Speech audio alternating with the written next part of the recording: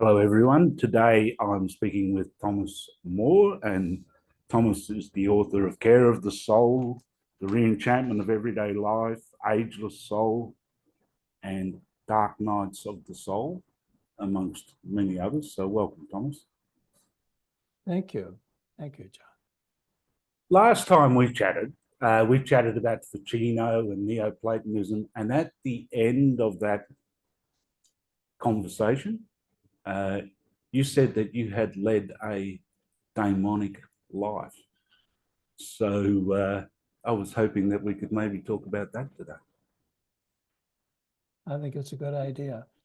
I don't get a chance to talk about that very much, and I think it's a very promising and rich idea. So I think it'd be a good idea to talk about it. It seems like, I mean, there's two parts to it, and you start where you want to, but there's this idea of the daemon, of being born with a daemon, which seems to me like a far-reaching idea, which can change your life, really. I mean, you start to look at your life in a very different way, and it's an old idea, and it's kind of, I see it as like a religious idea, maybe a mystic idea. And then there's how you've led a daimonic life. So you start where you want. Well, I start with the word because people are confused by this word. They think of demon very easily, and this is not the same as a demon. The Greek spelling of the word makes it sound like daimon rather than, it's a long O at the end, daimon, rather than demon. It's not the same word at all. And I first came across it in reading the Iliad, Homer's story of the Trojan War. And it's a story of a lot of battles and heroes and a lot of adventures of people who were in that war. And the gods were involved in the war, the gods and goddesses. And they come and go in the story of the Trojan War. But they're not the only ones. The big gods, the gods with the big names like Apollo and Aphrodite and Hermes and gods like that. But there were these unnamed gods that would appear in the Iliad. They were not given a name. They were not big. They were not the big gods. They were small gods. They were more like spirits that would appear and encourage the soldiers to fight and let them know that they had someone working for them. They had some help as they were doing going about their battles. And accompanying spirits, kind of. Yeah. We could say. And these were called daimon. These were called the daimon. So you get that word in the Iliad. That's going back a long time in history. So it's an ancient word. It's very old. But it has that same idea way back then in Homer, that the daimon is sort of a guiding, helping spirit. And, you don't have to think about this in the usual modern terms. That must be some sort of super being that you can't see. It's not that. It's actually a presence that anyone can feel at any time. Even today, I think we can feel that we're doing something that's difficult. We might feel, well, I feel like I'm getting some help with this, or that I'm not on my own, or that there's something that is present to me. Or you might feel it another way. You can feel it, and this is the way Socrates talked about it, is that you may feel it I think the way a lot of people feel it is when they fall in love.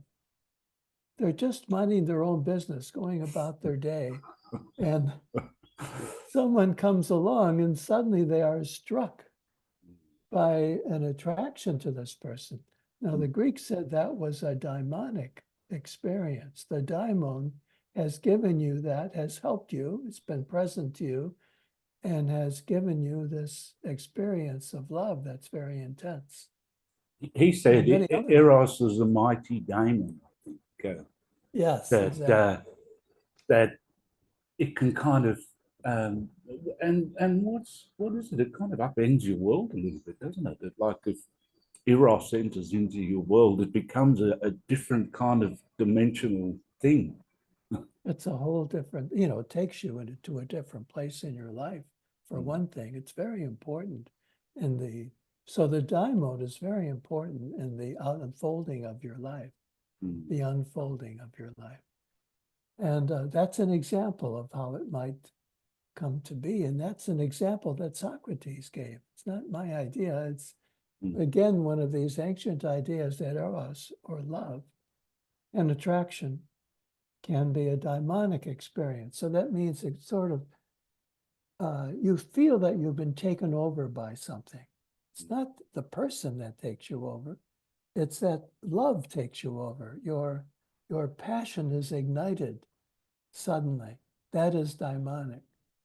And it affects you and it gives direction to your life. I think one thing is, like in the normal secular sense, right? If you're doing your bio and you say, okay, started school at such and such a date, and then, university, and then started working for such and such a company. But then maybe when you think of that idea of Daimon, it makes you look at your life differently, because you kind of start to think, where did it introduce itself in my life, or where has it announced itself? Or it's more along those lines, and you start looking at your life in a very different way. You do. You do. And sometimes the daimon appears embodied in another person.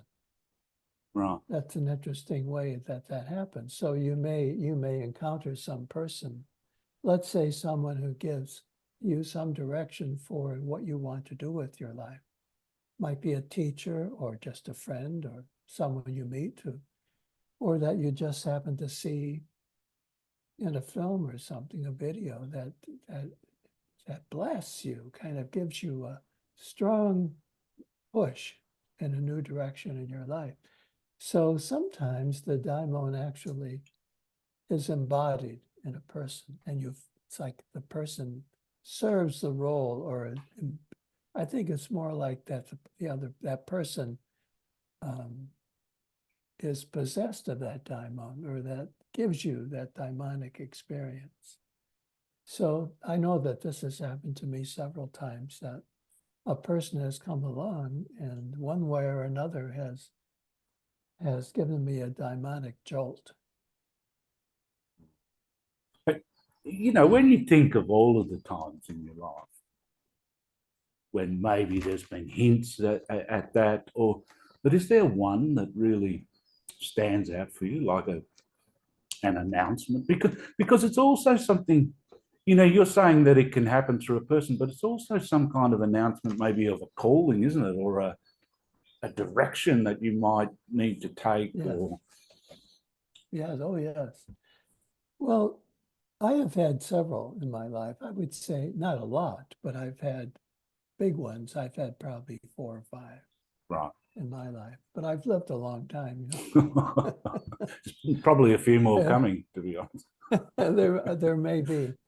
And the first one I had, I think this is the first one, although there is one possible one before. I think we talked about all of these things in me, but I'm going to repeat them anyway, because I only have, one life. Yeah. And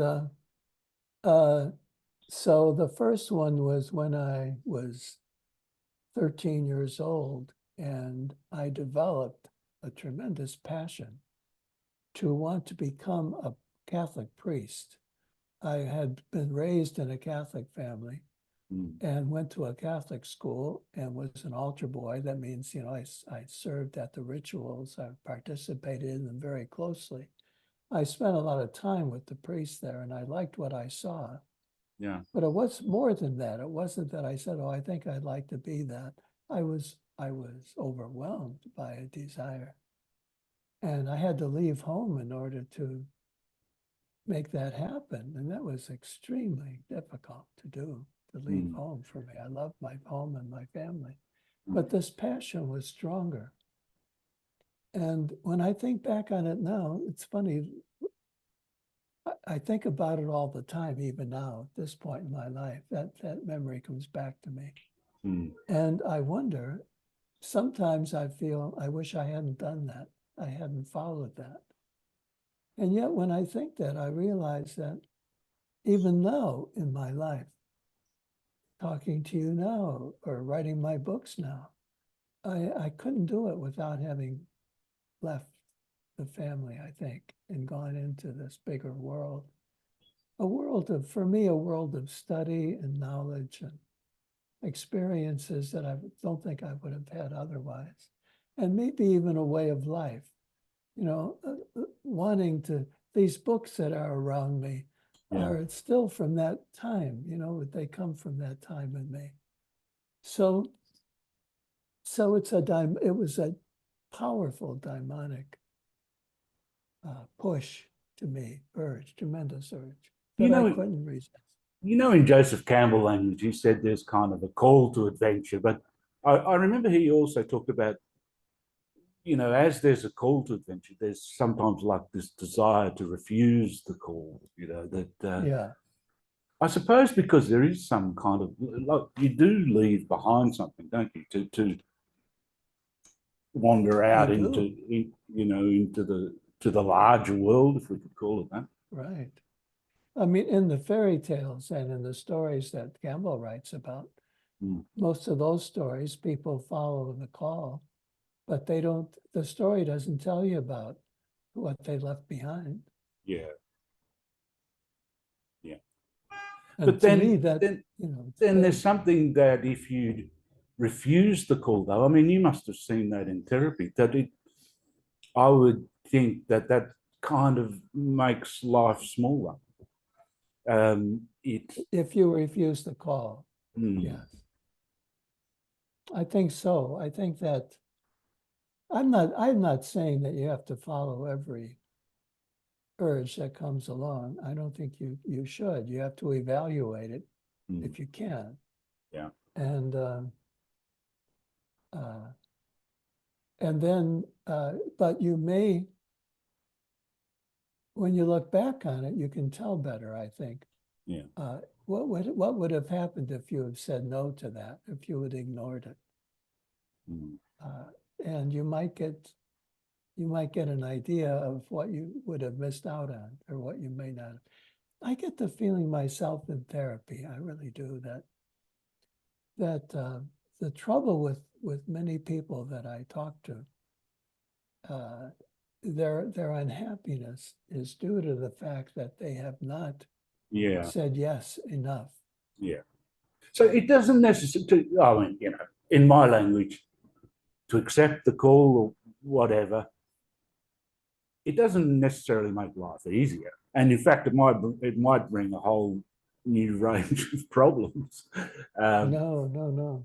But on the other hand, I could imagine, you know, the symptoms would be associated with not taking up this thing that, you know, that's not going to make life any easier either.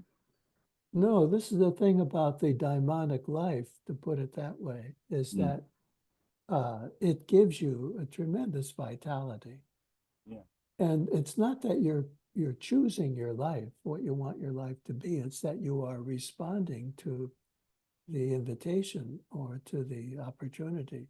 And if you can respond enough, I would say, in life, I don't think you have to respond to everything, but you have to respond positively enough so that your life is not all directed by yourself, because so much of that kind of direction would be from fear rather than from the excitement of following an invitation and an opportunity. Yeah. Yeah. So can you talk about one other period of time where the daimon announced itself very strongly? Yes. perhaps leaving the monastery. I think you've spoken about that one before. That was very subtle. That was very subtle. Yeah. I think that was something that very quietly snuck up on me. And one day I realized that I couldn't go ahead any further. And it's funny because I never felt that before. I felt very happy about that life all those years, even though it was full of some struggles. I felt basically happy about it. I wanted to be there. But there was a time where I felt all of it kind of moving and changing. And then one day I just felt it so strongly that I had to act on it. And once I did that, I had no doubts. I mean, I had no doubt. Yeah. Even that moment when I had to announce to the people that had supported me all those years and my close friends that I'd lived with for all those years, I had to say, I can't do this anymore. It just is not with me, and I don't have a good reason. It's so non-rational in a way, isn't it? It's not rational. No. And just as one can fall in love and the whole new world can open up, an ending can just happen. And yes. One can be certain that the ending has happened. Yes, I felt certainty, and I have ever since. I've never doubted that that was the right decision. And that is consoling. You know, it's a good feeling not to be second guessing myself about that, but to feel good about that decision. I've always felt good about it. Every once in a while, something happens that I wonder if I could have remained with that kind of life, but then I realized there's no way I could have done it or would have wanted to. So that was a very good decision, and it was certain from the very moment, the second that I made my decision there. It's only when you're kind of looking back that you can see it clearly, isn't it? You know? Yes, I think that's certainly true. But I think there is something, though, you could say that the daimonic life gives you a certainty that another kind of life doesn't. Right, yeah. Yeah. Being open to follow it, being the knowing. Yes, I think that's a big thing. I think that's a very big thing. And again, I'm relying now upon my experience all these years as a therapist that I feel it's a very big thing to have made decisions that you don't worry about, that you don't second guess, that you just, they're clear. And the reason they're clear is that you're not making them from your head, from your reason, you're making them from this daimonic urge, this force. The animal body, someone could say, you're making them from. Yes. There's a little bit of that. Yes, they can see, you can feel it there, certainly.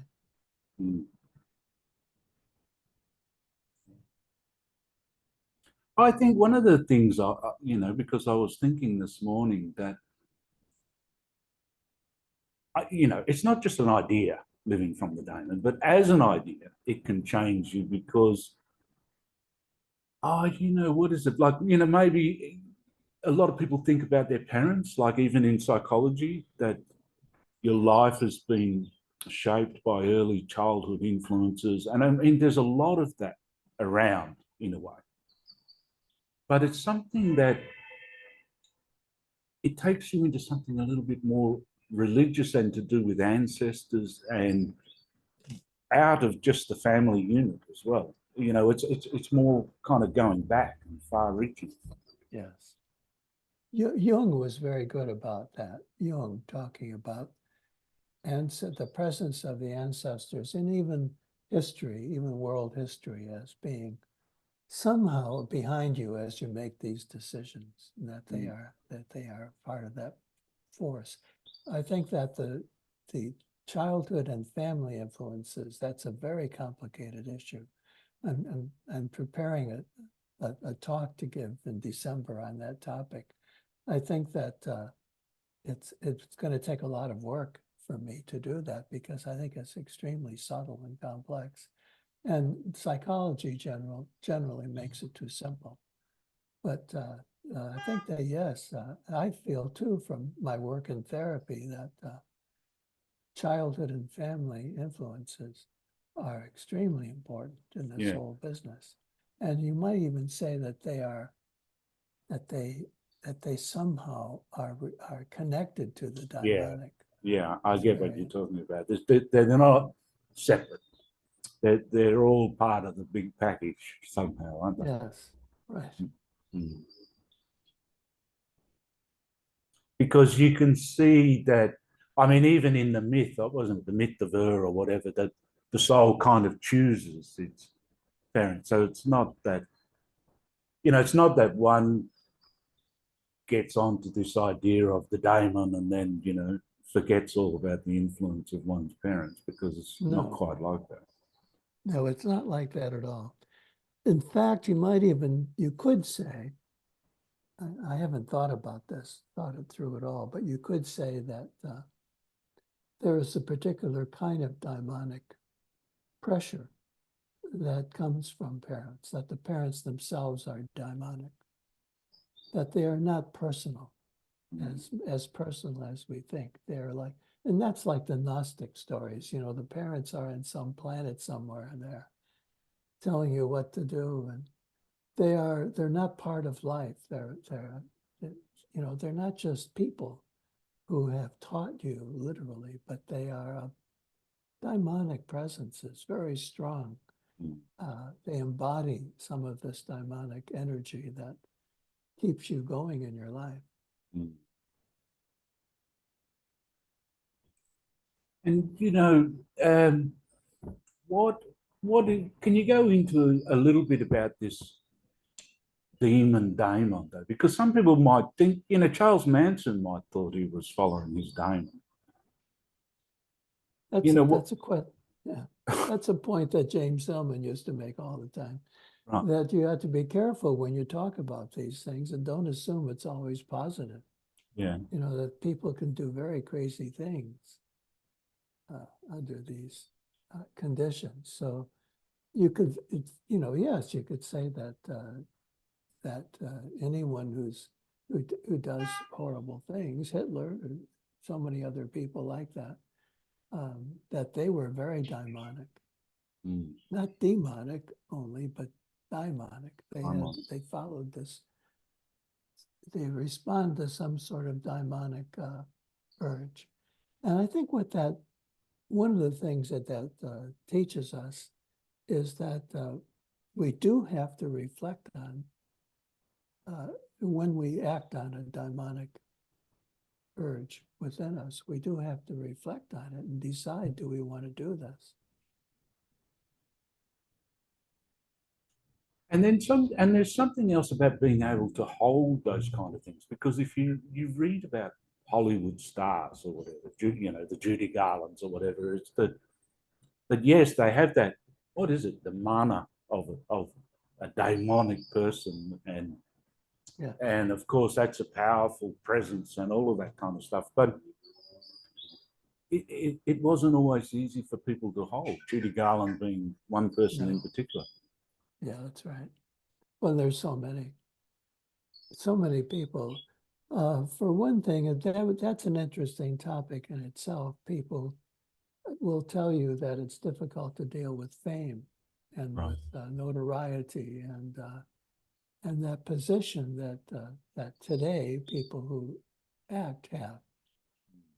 That's not the way it's always been. Actors have not always been such well-known people and adored so much. But today we have that. They are stars. And so that is something that is very difficult for a human being to manage, to control, because the daimonic element is so present and so influential in a life that they don't have that much control over their life, and they can easily lose it. Lose that control and lose was that I was talking about. There's like this dialogue between yourself and your daimon. This W.B. Yeats talked about this. Right. The dialogue between the daimon and yourself. Walt Whitman was another person who was very aware of this dialogue between what he called himself and his soul. But it was this daimonic kind of soul that he described.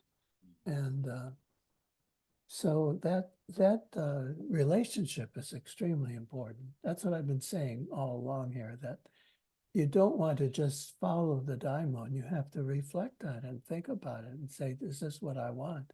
Does this make sense? Is this really a positive thing to do, or maybe not? In the service of something seems to be an important thing coming through lately, because it's you know, if something is used in the service of something greater,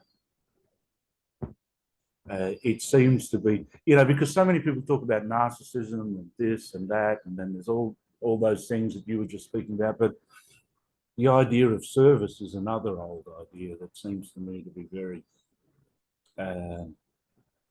religious, But then all of these things are a little bit complicated, because many people from the religious past have perhaps been swept away by that idea as well. Completely, yes, that's right. Swept away and have done and said and written things that they probably shouldn't have. That's what I'm saying. I don't think we should say, okay, this Daimon's a great thing, we should all follow it. You've got to live with this. You have to contain it to some extent, or have a relationship with it where you have a lot of creative input, and you don't just blindly follow it. And what have you seen in therapy with people, over your years of doing therapy? What kinds of things have you seen around this? Well, sometimes you see it you see a lot in problems and difficulties that people have. A lot of people have trouble in therapy, have trouble in relationships. And I think that this is something that I've never seen written about. I think it should be. Maybe it has been. But the role of the daimonic in relationship. That's an interesting topic, because I think people do end up in a lot of trouble. First of all, they often end up marrying or living with the person that through whom they encountered the daimonic. Right. And it's very difficult to live with. And it's confusing, because there's a person, like with, as I said, with Walt Whitman, there's myself and there's my daimon, or my soul. And I think that's what you see there. The other person is both your, reflection of a daimonic presence that drew you daimonically. And then there's the person, which is different. And it's not easy to work out that issue. That's very complicated. So there's at least 4 people in a marriage. There's you and your daimon, and the other person and their daimon. So there's a conversation between 4 people at least, maybe more. It is. Yeah. Sometimes I say that when I officiate at a wedding. I will say, okay, we have 4 people here. It's at least. And Jung says the same, and he wrote an essay on relationship marriage, where in his language, it's the anima and the animus, and the man and woman, if that's what it is, or the 2 people, I should say, really. It's kind of a polyamory. Yeah, it is. But in a more general sense, I can sometimes think that the creative instinct is a kind of a daimon, which is what we were saying at the beginning, Eros, or there's this, and sometimes it can seem to be larger than oneself, but it's it also needs to be satisfied or fulfilled. You know, it's something that needs to come into expression. I feel that as a writer, primarily, that's where I feel it. I have no choice but to keep writing. It's embarrassing to me sometimes when people ask me how many books I've written. I say about 34, 35. And you know, it's like no person shouldn't do that. The good writers I know have written 4 or 5 books. You know, I don't feel good about that, but I have no choice. So what happened? Have you ever had a time over the last years where you just haven't written anything for an extended period of time? Never. No. Every day you write something? Every day, yeah. And if you ask my family, they'll tell you that the day I finish a book, I start a new one. Right. I did that last week because I finished a book last week and I started. I'm not sure which the next will be, so I've started a few. So you've just cut out the gestation time now. You just kind of go. There's no gestation, no. But you know, that love of study, and I mean, they're old things too, you know, that come from religions of study, writing. They're beautiful things, you know, to have in our life. Oh, you know, we don't understand, I think, what religion is. You know, I have a PhD in religious studies. I'm so happy that I got my degree in that field rather than psychology or some other thing, because it's exactly, I don't think we understand generally, people generally understand what religion is. But I love having that as my focus because it has to do with what we're talking about. Our whole conversation now about the Daimon is theological. Yeah. You know, we're exploring the Daimon. It's like an angel or something. It's the realm of theology. But it's a kind of, you know, close theology, close to our experience. And the discernment maybe that's required between things, you know. I suppose when you mention religion, well, definitely in Australia, because you know, it's very secular in the way we approach things. But people will always think of a faith and, you know, religion as faith or whatever. But to discern between different powers and presences in your life seems like a far more useful, not only useful, but it's a needed thing. It's the only way I would ever be involved in religion today.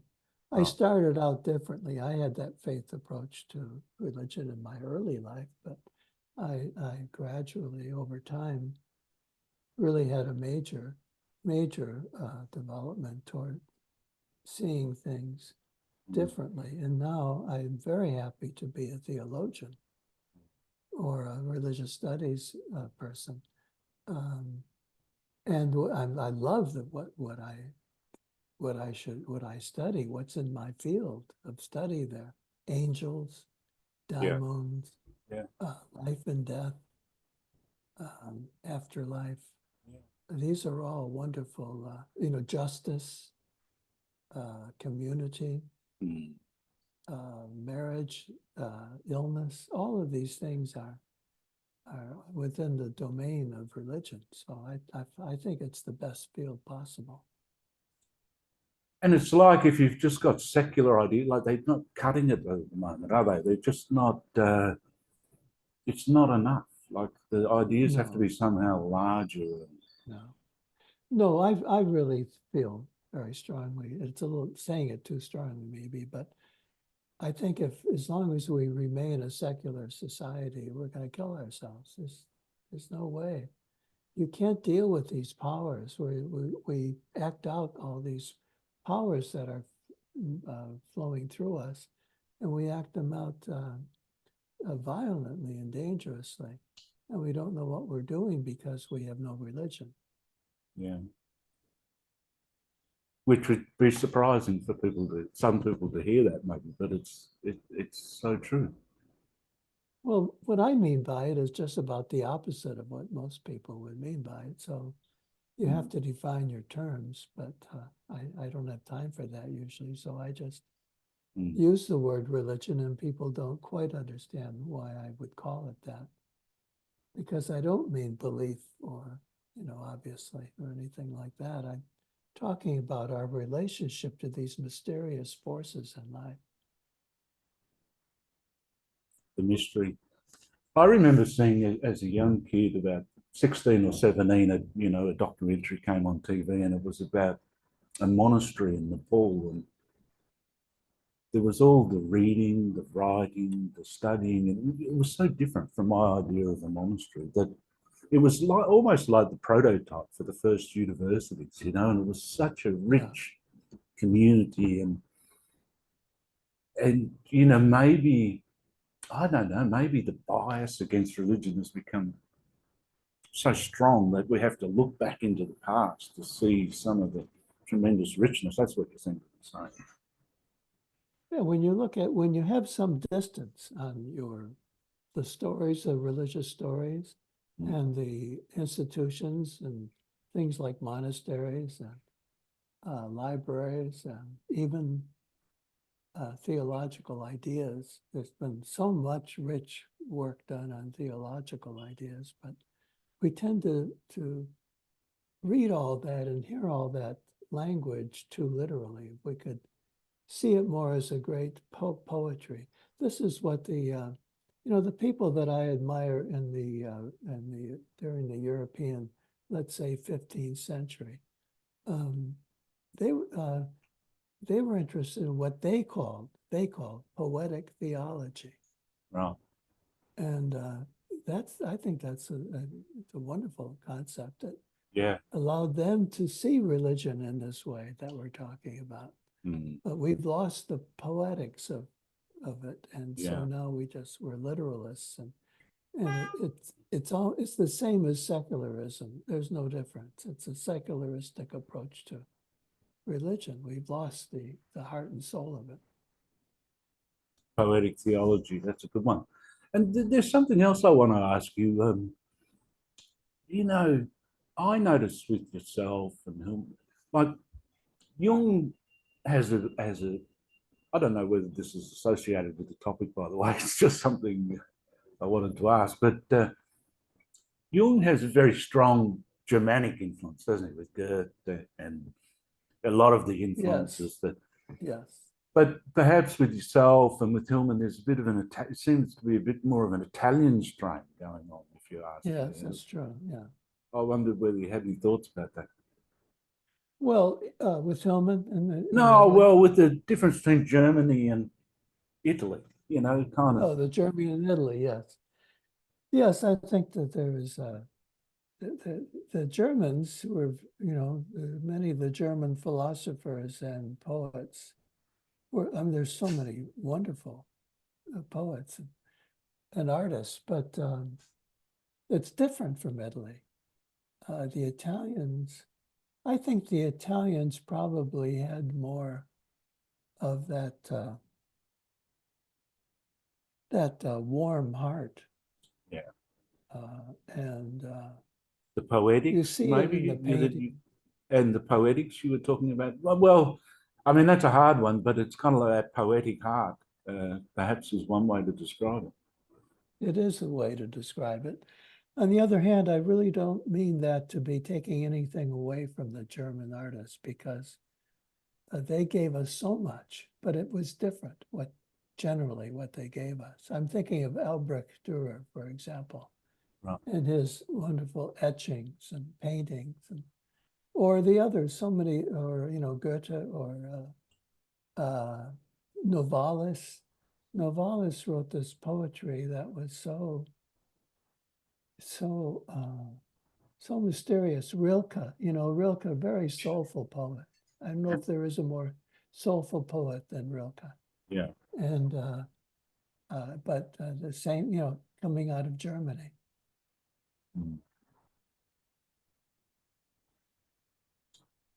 It's a little bit of north and south, maybe, but I suppose people kind of gravitate to, it's like a lot of these things, they gravitate where they resonate with. So you know, the one I have to add one more person because he's my favorite of all, and he embodies what we're talking about. And that is Johann Sebastian Bach. Bach wrote music with a great deal of passion and feeling. I think there's a lot of tremendous feeling in Bach's music, and yet it was extremely intellectual. And I think, you know, I would, at one time in my life, I was a musicologist. I have a degree in musicology. And I was very, very interested in the music theory and what goes on in the creation of music. And Bach was so intellectual and very, very sophisticated, extremely so, maybe the most of all, anyone. And yet he was able to create a deep, deep emotion that is maybe more religious than romantic. I would never call him a romantic, but he had a great deal of deep emotion. So that's something to think about in terms of Italy and Germany and what that means to us, that we need both. We should be exposing ourselves to both constantly. Yeah. Well, okay, Thomas. Maybe that's a good place to end. And Okay. unless unless you would have something that you would like to say on the Daimon as some finishing remarks. Well, you know, we could go on and on and on and on. We have just touched the tip of this idea of the daimonic life. There's so much more to say. I think there's one part that I was thinking we might talk about. I might just bring up at the end, and that is that there's a side to the daimonic life that we might call, I don't like the phrase too much, but we might call it inner guidance. That there's a way in which when you do live daimonically, you can tap into this daimon for guidance and where you want to go next. You can actually create a life where you live it as a response rather than as a creation. You don't create your life. It's like I get very upset when I hear novelists say they have created the characters in their stories. They don't create them. They encounter them, the characters appear, and then they can do something with them. It's the same with our own lives, I think. The character that we are, we don't create that, we encounter it. And I think that when we are stuck or when we want to know where to go next, the good way of living this daimonic life is to look for some guidance within yourself and within your world, and hear the voice of its voice somehow. Listen to it, and be a little crazy with it. Daimonic living is kind of crazy. It's not very rational. So you have to allow yourself that kind of a departure from the rational and trust it. You have to learn over time to trust the voice you hear. So that's a whole part of this business that we could talk about in some detail, but I'd like to just mention it. What I get from that is that it's when people talk about creating, it's kind of like it has us maybe more than we have it, and to be attuned or to be receptive or something, to be open to what's coming. That's the whole thing about daimonic living. It's that you are open, you receive, you even ask for, you look for, you can do it. You can do that actively, but it's not the same as making your own decisions and using your own personal creativity. In fact, if we could have a conversation just on daimonic creativity, which would mean we make the distinction between personal creativity and a daimonic creativity. And the daimonic one is the one that really works, really. It's so important. But it's allowing that other to come forward. So just as an example, you've started this new book, right? And then it's kind of like, is it that with your process, it may be that you write, you continue writing, and then you're waiting for the kind of waiting for the daimonic to come through. Maybe Yes. that's one way. Yeah. That's exactly it. That's exactly it. So what I do, I have techniques I use for that. So one of them, which I'm using right now this week, is that I've decided that I don't know what to write. I don't know what is next. Yeah. And I can't know. It's not me. I have to allow this to be a daimonic presentation gift. And so what I'm doing is I'm writing a couple different books. I'm writing about 50 pages for each one to see if maybe that way I can get a sense of what wants to be done. I can feel the daimonic presence in it. If it's not there, I won't continue with it. I'll just toss it out. In the bin. Yeah. All right. Well, thank you very much. And thanks a lot. It's a real pleasure talking to you again. And Thank you. what a good topic. Not many people would come up with that topic.